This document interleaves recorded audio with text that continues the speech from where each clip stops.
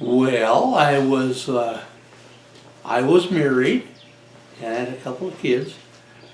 The wife and I got divorced. And I got divorced and Uncle Sam says, I want you. So I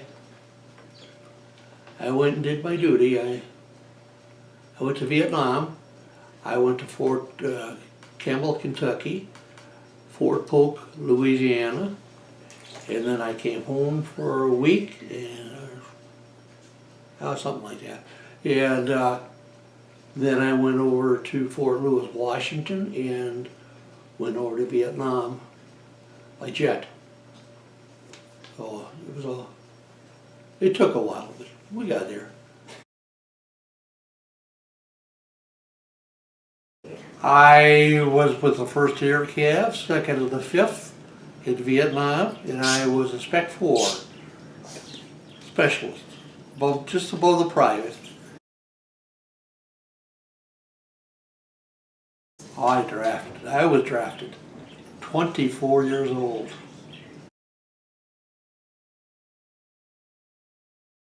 Well, I would watch the war on the news. There was a lot of coverage on the news, and I often thought it'd be interesting to be there, but didn't think I was going to go. We got to Fort Campbell, Kentucky on over the 4th of July weekend. So training started then. We taken into the reception center and they give you all of the works. And then you go to your company area. I was 11B10 infantry. Infantry is, you're a weapons, you haul weapons. I didn't see that much of it because I was wounded. We were coming down a road. We had been out for a search and destroy mission, is what we call them, and we were actually ambushed. 2 guys were off on the side, and one of them blowing the bombed out buildings, and they had an AK and a machine gun. And, they went down the road. Still affects me. Our left arm is still kind of bad. Everybody says, well, it's a good thing it was the left arm. Well, I was left-handed. I have no idea where I was. They'd take us, drop us off in a helicopter, and we'd perform our duty. We'd go from place to place. And if we ran into resistance, that was fine. But no, it was basically find them.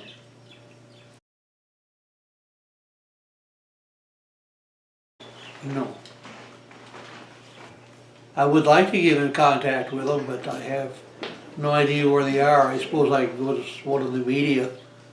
Like I would especially like to get a hold of one of the nurses that helped me. She was pretty good to me.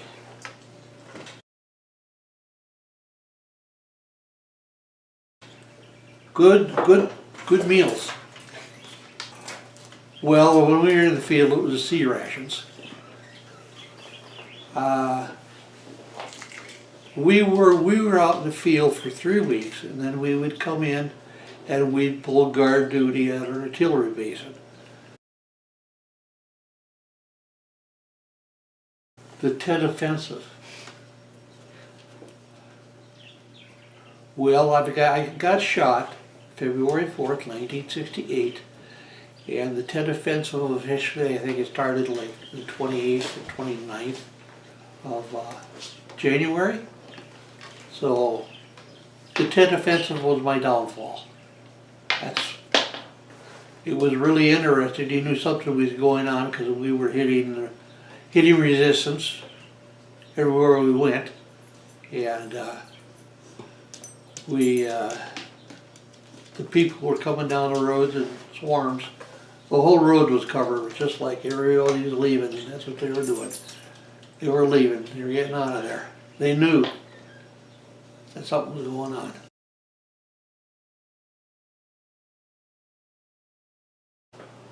I believe in wars if we'd go in and finish the job.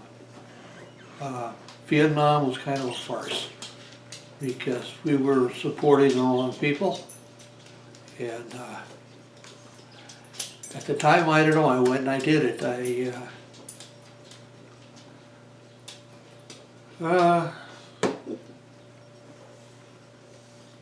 wouldn't do it again, but that's it.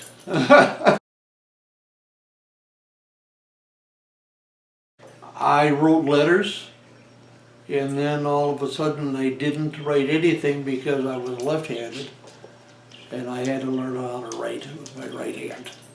So the Red Cross got a hold of me in Okinawa, and they told me to call or whatever, and I called them, my folks, and told them what had happened, and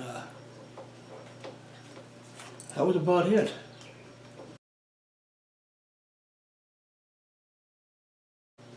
Well, I remember the beginning of the tent, we started to run into firefights probably every day. Sometimes they didn't last long, they were only 15, 20 minutes long, but only takes one bullet.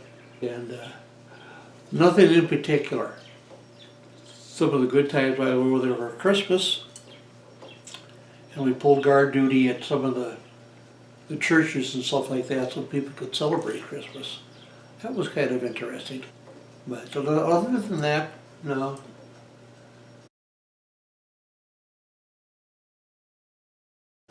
Whatever you made them. Because most of the time we were out in the field, so we would take a poncho liner or whatever and put a liner, it's kind of like a quilt. You put it on the liner and you fold it over and make a sleeping bag out of it. But the outer part of it keeps the moisture off you because there's a lot of moisture over there. And they flew food into us every day if we were lucky. Sometimes they didn't. So, but we did not carry our knapsacks or anything. They shipped them into us also. So there were a few nights that it was cold. They didn't come, and so you can't have any fires. And you just make the best of the situation.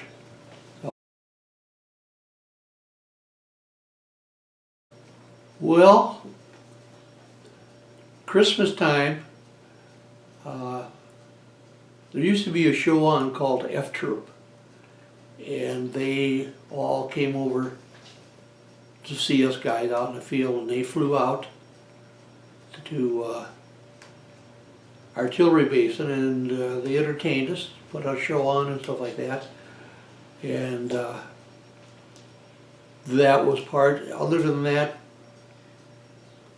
just the usual, give 'em hell. But it went okay. It lasted.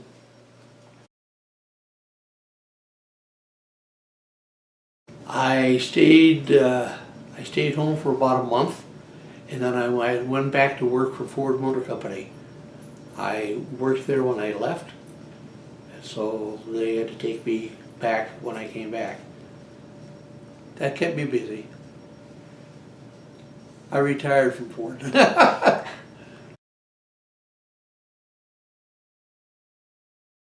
I belong to the American Legion, the DAV, Disabled American Veterans, and the Military Order of the Purple Heart. Okay. I'm active in the Military Order of the Purple Heart. I go out soliciting funds for them, and